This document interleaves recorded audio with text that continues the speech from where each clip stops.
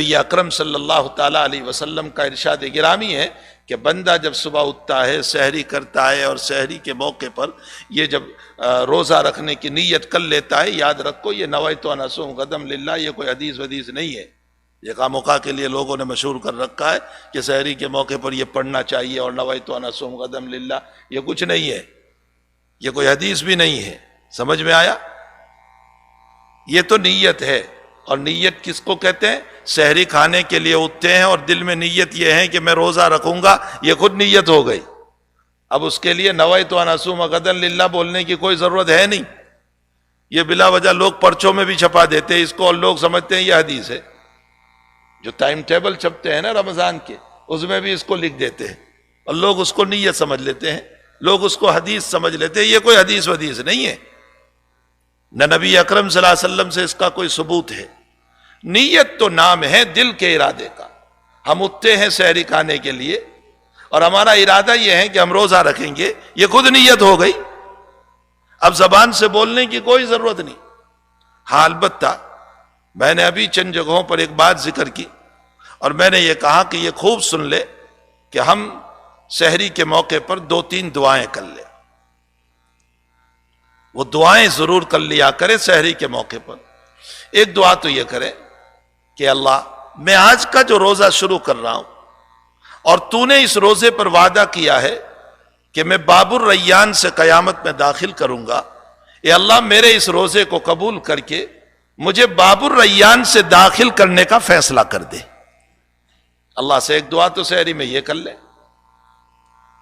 دوسری دعا سحری کھاتے ہوئے یا سحری کے بعد یہ کر لے کہ اللہ میں آج روزہ رکھ رہا ہوں، اور تو نے یوں کہا ہے کہ روزے دار کی منہ کی بدبو وہ مجھے مشک سے زیادہ پسندیدہ ہے، اے اللہ میرے منہ کی بدبو کو تو اپنے نزدیک پسندیدہ بنا دے۔ تیسری دعا کر لے کہ اللہ تو نے اس روزے پر بڑی فضیلت بیان فرمائی ہے کہ قیامت کے دن میں ہی بدلہ دینے والا ہوں روزے کا، یہ مخصوص قسم کا بدلہ ہوگا جو اللہ اپنے بندوں کو عطا کرنے والا ہے۔ تو اے رب کریم یہ جتنی فضیلتیں تو روزے دار کو دینے والا ہے، میرے آج کے اس روزے سے تو مجھے عطا فرما۔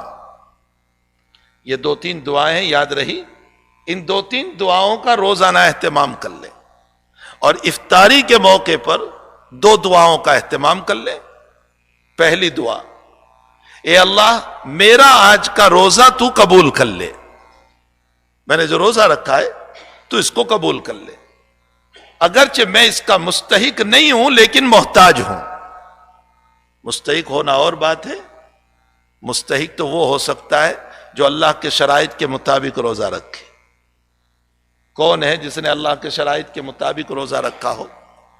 اس لیے اللہ میں مستحق تو نہیں ہوں، میں محتاج ہوں، تو میرے آج کے اس روزے کو قبول کر لے، اس لیے کہ اللہ روزہ رکھنے کی جو قوت ہے وہ بھی تو نے ہی عطا فرمائی ہے، ورنہ میری ہمت کہاں کہ میں روزہ رکھ پاتا؟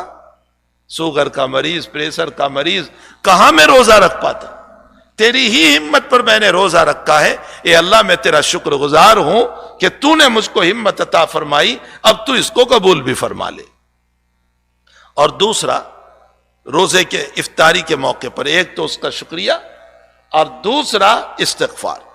اے اللہ تو مجھے معاف کر دے، آج کے روزے میں مجھ سے جو قصور ہو گئے ہو تو اس پر میری پکڑ نہ کرنا۔ تو سحری کے موقع پر 3 دعاؤں کا اہتمام کر لیں، اور افطاری کے موقع پر جہاں ہم اور دعائیں پڑھتے ہیں وہاں ان دونوں دعاؤں کا، ایک تو اللہ کی تعریف، اللہ کی حمد، اور دوسرا استغفار، ان دونوں کا اہتمام کر لیں، اور اہتمام کرتے ہوئے ہم اپنے روزے کو پورا کریں، پھر دیکھیں کہ ہماری دعائیں کیسے حق تعالیٰ جل شانہ قبول فرماتے ہیں۔ اللہ کرے کہ ہمارا روزہ واقعتاً روزہ بن جائے۔